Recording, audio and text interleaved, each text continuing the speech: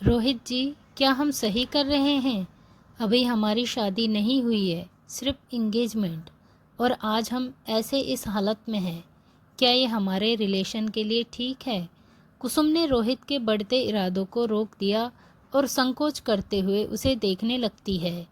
कुसुम के रोकने से रोहित थोड़ा सा गुस्साते हुए बोला, कुसुम, कम ऑन यार, ग्रो अप। यहाँ लोग बिना एंगेजमेंट के ही सब कुछ कर लेते हैं।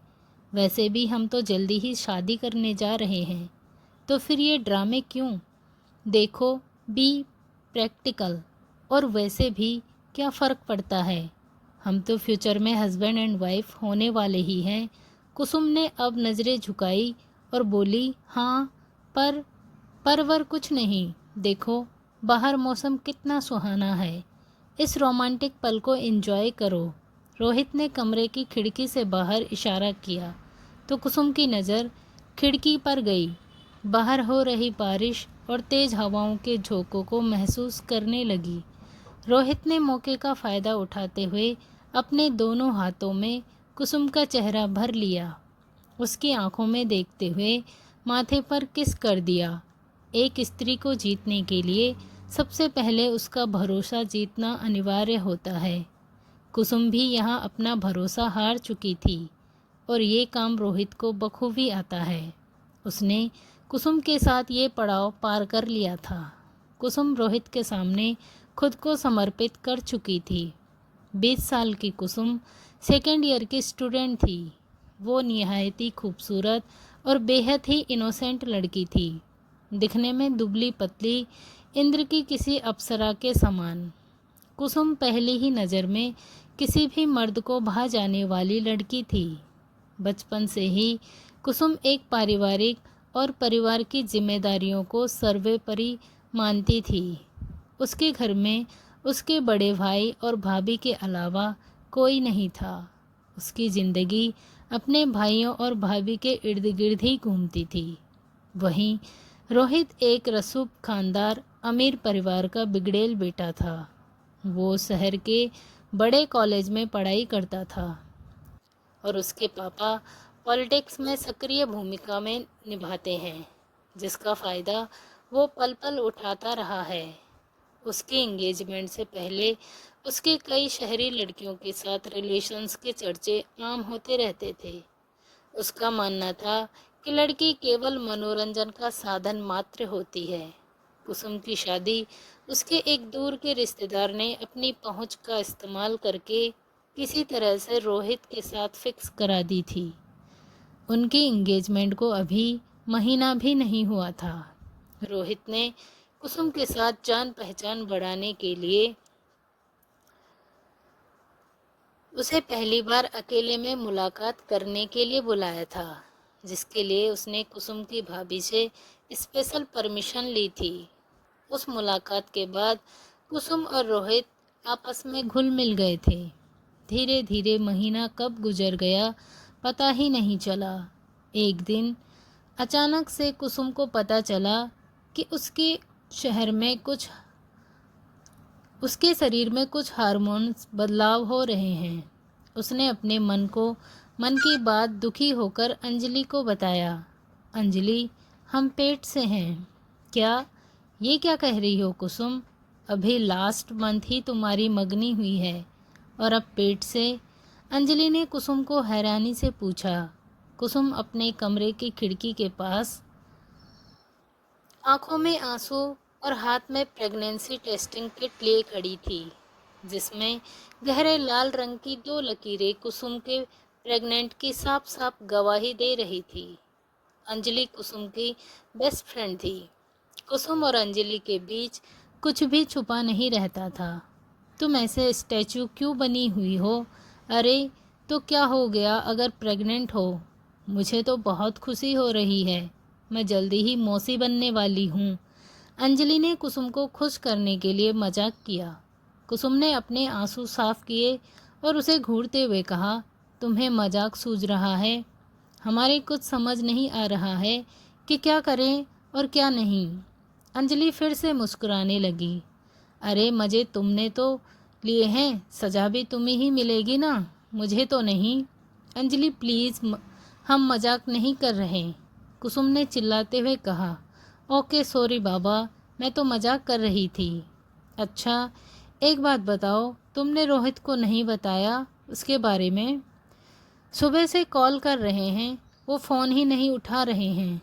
मैसेज भी किया है। कुसुम ने फिर से फ़ोन अपने हाथ में लिया और मैसेज करने लगी। अच्छा सुनो, तुम जल्दी से रेडी हो जाओ, आज क्लास करनी है, उसके बारे में हम रास्ते में बात करेंगे। अंजलि और कुसुम एक साथ घर से रेडी होकर कॉलेज जाने के लिए गांव के बस स्टॉप जा रही थी। तभी अंजलि की नज़र भोलू पर पड़ी। अचानक से उसके कदम रुक गए। भोलू, जो कि गांव का छटा हुआ मवाली टाइप का गुंडा था। उसका काम सुबह से शाम तक लोगों को परेशान करना और लड़कियों को छेड़ने का था। इस काम में उसका साथ उसके गैंग के मेंबर्स देते थे। क्या हुआ, तुम रुक क्यों गई? कुसुम ने अंजलि को हैरानी से पूछा। वो देखो, तुम्हारा पुराना आशिक भोलू तुम्हारा बेसब्री से इंतज़ार कर रहा है। अंजलि की आंखों में भोलू का खौफ साफ साफ नजर आ रहा था। कुसुम ने अपने सामने हंसते मुस्कुराते भोलू को देखा तो उसका गुस्सा 7वें आसमान पर पहुंच गया। बहुत बर्दाश्त कर लिया इस मवाली को, आज इसकी औकात इसे याद दिला के ही रहेंगे। आज के बाद या तो ये नहीं रहेगा या फिर हम नहीं। कुसुम जल्दी से उसकी ओर लपकी। तभी अंजलि ने उसे दौड़कर पकड़ लिया। पागल हो गई है क्या कुसुम? तुझे पता भी है तू किसके मुंह लगने जा रही है? बदतमीज है वो, 1 मिनट भी नहीं लगेगा तेरी बेइज्जती करते हुए। चल रहने दे, हम आगे वाले स्टॉप से बस पकड़ लेंगे। कुसुम अभी भी भोलू को ही घूर रही थी। भोलू भी समझ गया था आज कुसुम कुछ उखड़ी हुई लग रही है। तभी भोलू का एक दोस्त आगे आया और जोर से हंसते हुए बोला, भाई वो देखो, तुम्हारा आइटम कल्टी मार के जा रहा है। ओए चिरकुट, तू जरा अपनी जुबान पर ताला मार, इसे थोड़ी देर के लिए रेस्ट दे। वो कहीं नहीं जाएगी, वो अपन के पास ही आएगी क्योंकि वो अपन की बंदी है। भोलू ने हल्की सी चपत मारते हुए कहा, भाई तू अपन को मार ले, लेकिन वो देख तेरी बाली तो गई। हाँ रे, सही बोला तू, गाड़ी निकाल। भोलू ने अपने साथ बाइक पर 4 गुंडे बिठाए और कुसुम का पीछा करने निकल गया। अंजलि और कुसुम कुछ ही दूर निकली थी कि भोलू की बाइक उनके आगे आकर रुकती है। कुसुम के कदम अचानक से रुक गए। कुसुम, तुम वापस क्यों जा रही हो? आज तुम्हारी क्लास नहीं है? भोलू ने बड़े ही प्यार से कुसुम की ओर देखकर पूछा। नहीं है, तुमसे मतलब? कुसुम ने चीखते हुए भोलू की बात का जवाब दिया। चीखो मत, चुपचाप रास्ता बदलो और निकलो यहाँ से। अंजलि ने कुसुम का हाथ पकड़ के धीरे से फुसफुसाते हुए खींचा। अब ये दोनों रास्ता बदल के वहाँ से जाने लगी, लेकिन भोलू जैसा ठीठ इंसान इतनी जल्दी समझने वाला नहीं था। उसने फिर से अपनी बाइक घुमा के कुसुम के आगे खड़ी कर दी। देखो भोलू, मैं तुम्हें लास्ट बार कह रही हूँ, मेरा पीछा करना छोड़ दो वरना। कुसुम ने भोलू को उंगली दिखाकर कहा। एक मवाली हंसते हुए भोलू से बोला, भाई ये तो उंगली दिखा रही है, तुम कहो तो इसकी ये उंगली काट दूं? भोलू ने उस मवाली को 4-5 थप्पड़ रसीद करके कहा। सोचना भी मत, कुसुम जो करना है कर सकती है, आखिर तुम्हारी मोहब्बत है वो। कुसुम भोलू को घृणित नज़रों से देख रही थी। कोई बात नहीं कुसुम, हम तुम्हारी ये गलती भी माफ़ कर रहे हैं, वरना तुम हमारा रौद्र रूप तो जानती ही हो। क्या कर लोगे? हाँ बोलो, क्या कर लोगे? मैं चिल्ला चिल्ला के पूरे गांव को बता दूंगी कि तुम मेरा पीछा करते हो और मुझे परेशान करते हो। पुलिस में भी बताऊंगी। कुसुम का गुस्सा आज फट पड़ा था। कुसुम उसे खरी खोटी सुना रही थी और भोलू मुस्कुराए जा रहा था। तभी अंजलि उसे पकड़ के खींच ही लेती है। मवाली आखिर समझता क्या है अपने आप को। ठीक है जाओ, आज तुम्हें लेट हो रहा होगा, कल मिलते हैं। भोलू ने मुस्कुराते हुए हाथ हिला के बाय कहा। तभी अंजलि ने उसे शांत कराते हुए कहा, चल शांत हो जा, कम से कम आज के लिए तो जान बची। वे दोनों कुछ कदम ही आगे चली थी कि कुसुम का फ़ोन रिंग करने लगा। कुसुम ने देखा तो ये कॉल रोहित कर रहा था। उसने पिक किया और बोली, रोहित जी, हम कब से आपको कॉल कर रहे हैं और आप है कि एक बार भी उत्तर नहीं दे रहे। ओहो, क्या हुआ मेरी जान, इतना क्यों घबरा रही हो दरअसल हम पॉलिटिक्स वाले वो लोग हैं, हो जाते हैं कभी कभी बिजी। बताओ क्या हुआ? रोहित ने कुसुम की बातों को कैजुअली लेते हुए पूछा। हम आपसे मिलना चाहते हैं, कल सुबह गांव के बाहर वाले बस स्टॉप पर आ जाना, हम वहीं मिलेंगे।